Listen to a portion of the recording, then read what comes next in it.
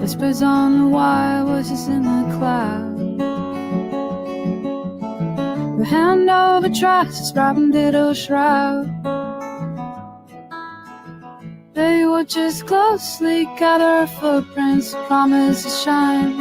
Soon they fade in thin air, accountability wipes away.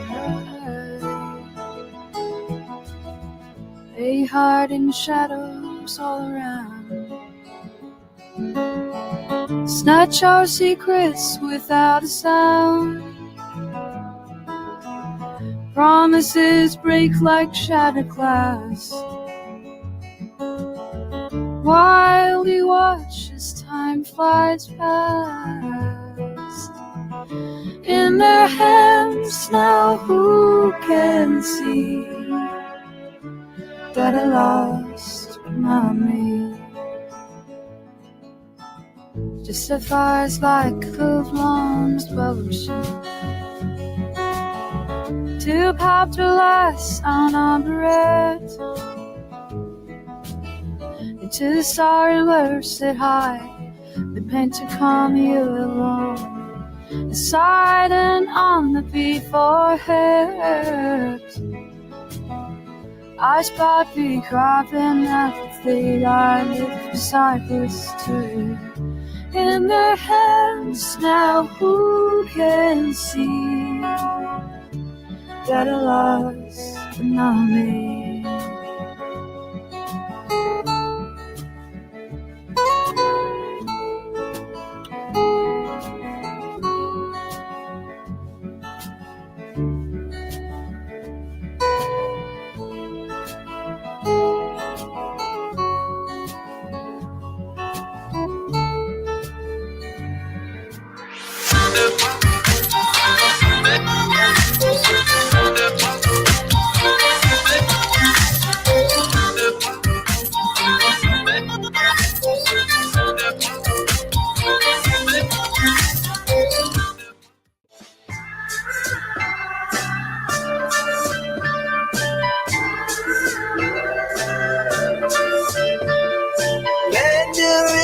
Management game, twisting rules like a flame. Got the walls that you build and dance on the echoes of guilt.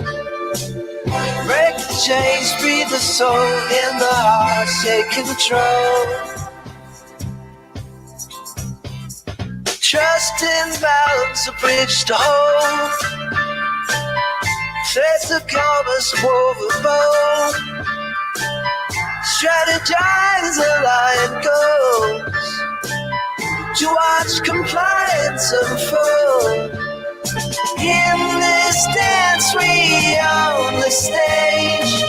Risk and promise we engage.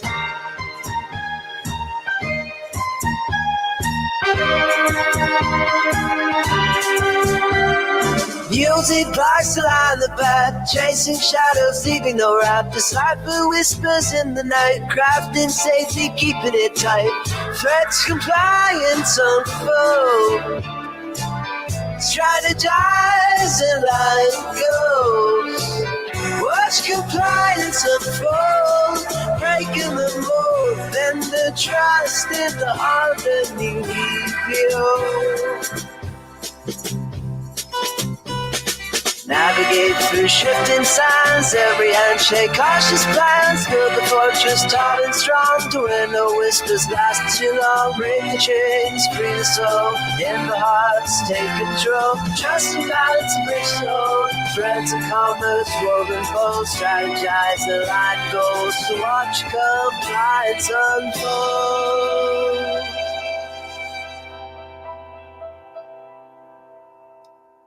Welcome to the weekly cybersecurity briefing. In the interest of making the best of everyone's time, cybersecurity briefings are always kept to 15 minutes. If you have any questions, please ask them in the chat and they will be answered after the briefing. Without any further ado, here is your host, Ron Trotto. Good morning. It is Friday, January 17th, 10 a.m. must be time for the cybersecurity briefing Welcome. Today, we are going to be talking about vendor risk. So, vendor risk has always been there. It's a traditional risk. Uh, you ask the normal questions of your vendors. Uh, if I pay you, are you going to deliver the product and or service that was promised? Um, what happens if I pay them and they aren't able to deliver? How does that impact your business? What if you pay them and they go out of business? How does that impact your business? These questions have always kind of been around probably since we were doing any type of transactions with each other. And that's why I guess you have like marketplaces and such back in the early days so that you could have that good exchange and good faith face to face. Nowadays, things are a little bit different. And why is that? Well, everyone's using technology. So we are all susceptible to the same things together. Now, how your vendors handle their cybersecurity risk impacts what impact that can have on, well, your business. So we're going to just run through a couple of traditional vendor scenarios. And I say traditional being these are vendors that either provide a hard product or a regular service, like your HVAC technician, um, servicing your fleet of vehicles, that type of service. And really, to manage our risk as a small business, we need to look at where all the risks in our business are. And one of the big ones happens to be supply chain. It's very common these days for the bad actors to get into the supply chain. This is why the government has really tried to push the CMMC, which is just a cybersecurity maturity model, uh, down upon their supply chain so that people are pretty much adhering to some common risk controls so that we can make sure that the supply chain isn't dangerous. And when we look at our traditional vendors, really the danger there, if they have a cyber attack, let's just take a ransomware attack, right? That's the most common. It's a normal type of attack for a vendor to have. Um, what happens? What happens if you don't get that product? You may have gone to their website, you may have entered the stuff that you needed, put in your payment, hit the button, and they had a ransomware attack overnight. They don't even know that you placed an order. How did they handle that payment information? Are they doing things through a third party or are they doing that internally? Because if things got ransomed, it's possible that if they're doing their credit card and ACH transactions internally instead of using a third party, well, the bad guys may have your information.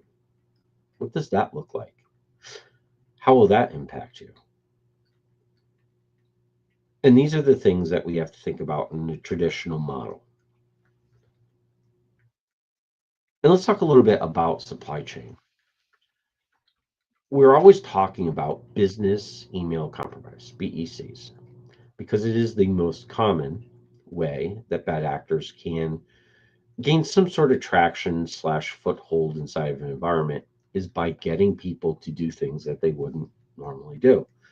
Uh, Yourself, your employees, you are the greatest assets to the company. You are also the greatest liability in terms of cyber risk because you're typically the person, the human is typically the thing that will be the one that gives up the goods, right? So it's it has the most liability in there. So that's why the bad actors are always going after the low hanging fruit, which are the people. And the easiest way to get access to people is either through email or via phone. I'm going to throw a scenario out there. Let's say that your office supply company, um, they're a great company, but they take every holiday off that's known to man.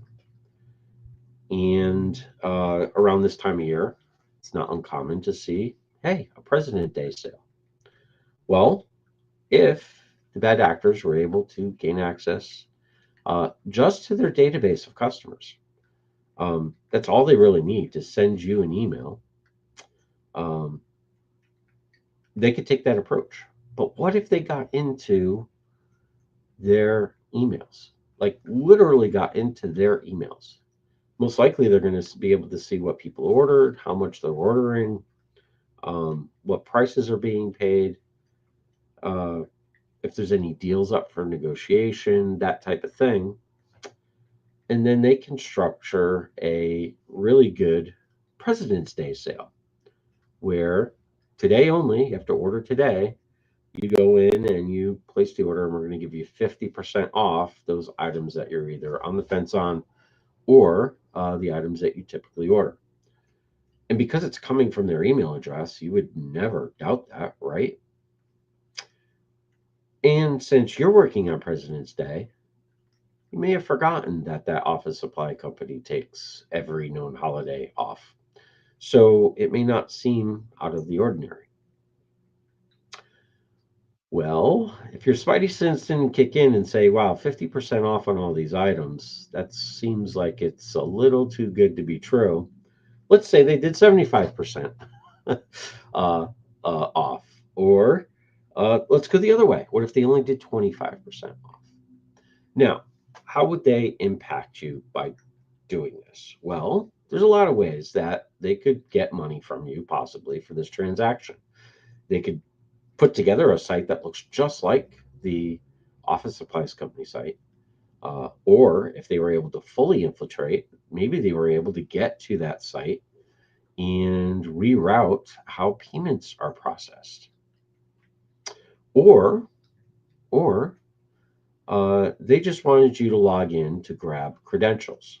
Now, that's a far-fetched one. Why would they want to do that for an office supply company? Surely everything would be traceable. If you were to order something, it's going to get delivered somewhere. Someone's going to get in trouble. Well, maybe they're not after office supplies. Maybe that company doesn't have two-factor authentication on login, so they're able to grab your login information, get into your account. And what if they do manage their transactions, their credit cards, their everything through that interface? If they're able to log in as you, how much information can they get about you? What if that system was separate? What if they were able to compromise email but really wanted to get into the other system? Maybe they wanted to see what people ordered. Rarely would you see this complexity put into something that would probably yield a minimal amount of information. But you have to remember the bad actors, the US dollar goes a lot further in their economy than their dollars do. So maybe all they need to do is get one person to buy 100 cases of paper towels and they can retire. So you have to keep that in mind when you're starting to think about or question why people would do this and go through all the effort.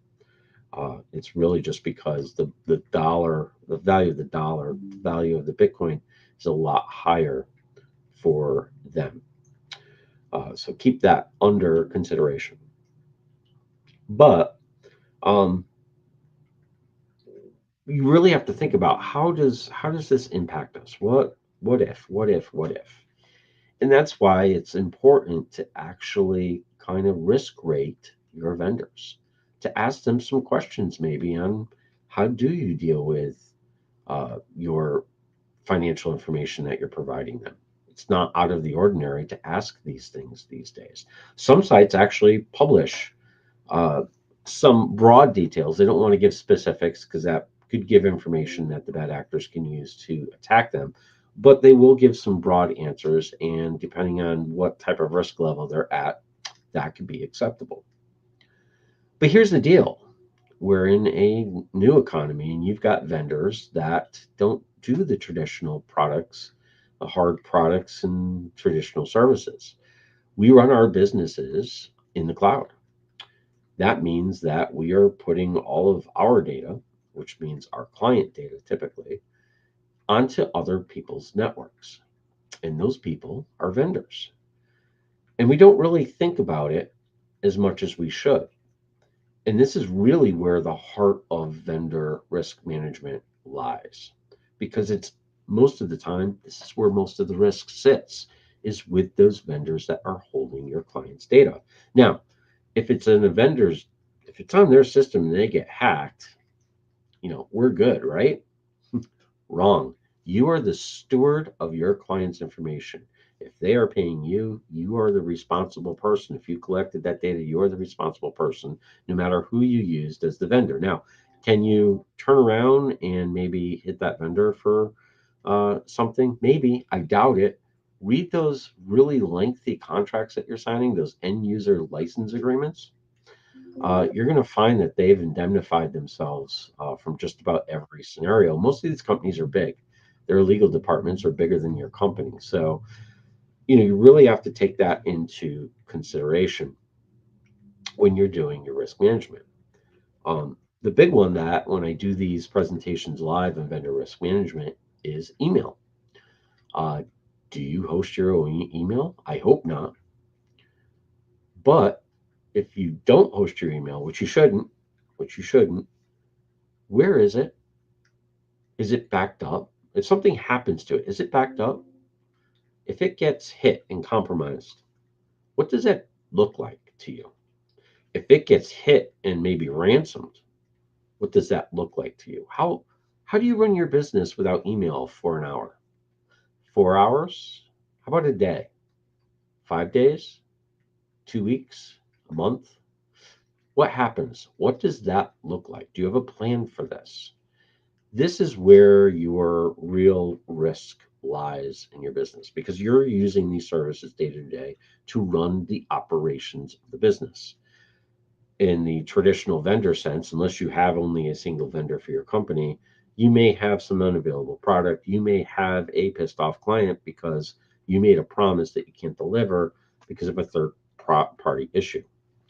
Um, that's a very different scenario than not having access to email, not being able to run your e-commerce platform. What if you lost all of your stock and inventory? What does that look like? How do you move on from that?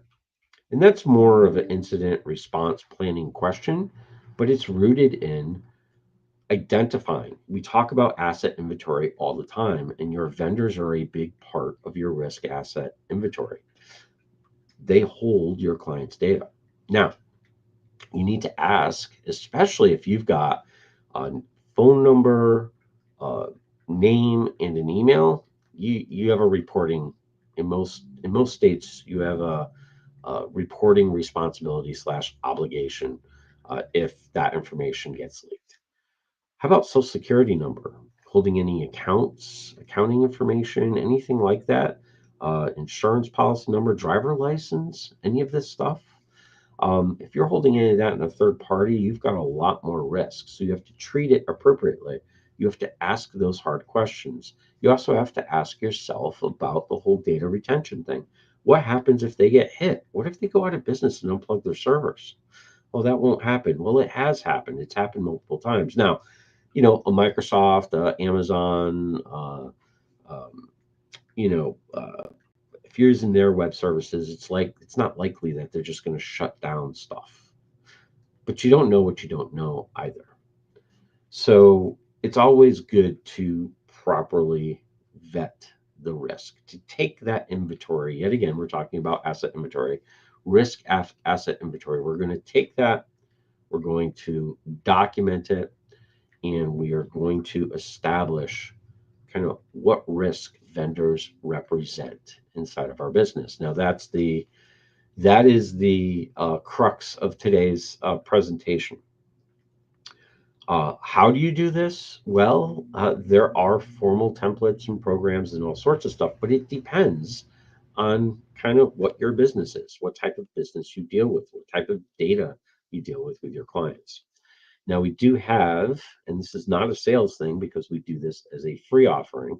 For those that would like, we do have a service that you could sign up for, and we actually go through the vendor risk management uh, piece of it. We're just kicking off the 2025 version of this mid February.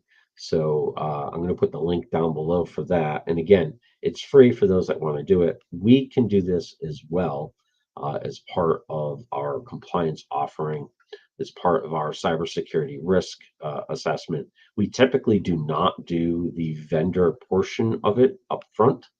It is something that we recommend as a behind, because there's much more important information, believe it or not, that we need to look at during the cybersecurity risk assessment.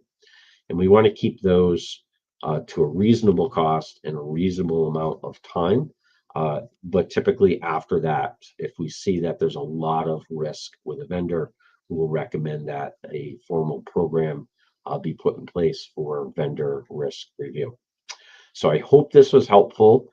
I hope that you're thinking a little bit about the risks that your vendors pose inside of your business. And once again, make sure you have a plan for that risk, because not having a plan is, well, it's kind of planning to fail. So don't be one of those people. Well, have a wonderful week. We'll see you again next week. Same bat time, same bat station. Have a good one.